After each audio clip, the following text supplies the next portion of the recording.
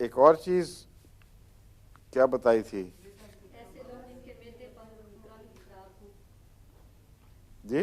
میدے جن کے خراب ہو، میدے تو خراب اکثر لوگوں کے ہوتے ہیں. نہیں ہے جنہوں نے کیا علامت ہے میدے کی خرابی کی؟ میدے میں ہوا ہو. کٹے ڈکاری بڑے لوگوں کو ہوتے ہیں. نہیں، وہ آپ نے بتایا تھا کہ کہہ آئی لیکن بعد میں منہ کا ذائقہ کھٹا ہو جاتا ہے. یہ جو علامتیں ہیں ہر میدے کی بیماری میں یہی علامتیں پائی جاتی ہیں الا ماشاء اللہ.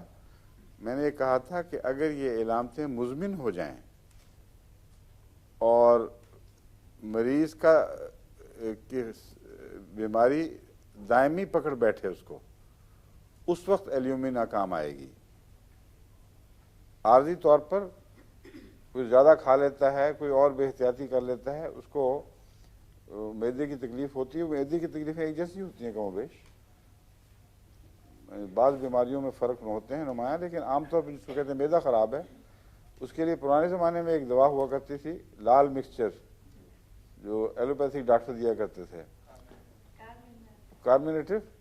ہاں، اس میں ایپیکاک ہوتا تھا اور ٹنکچر زنجبار ہوتی تھی اور سوڈا بائی کارب.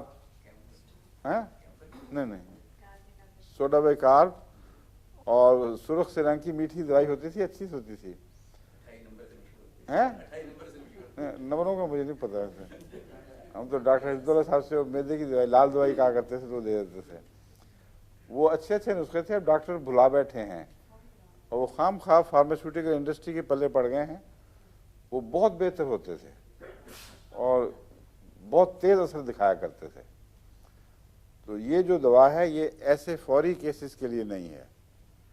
ایلیومنا میں یاد رکھیں کہ فوراً پیدا ہونے والی بیماریوں میں ایلیومنا چند بیماریوں کے سوا کام نہیں کرے گی.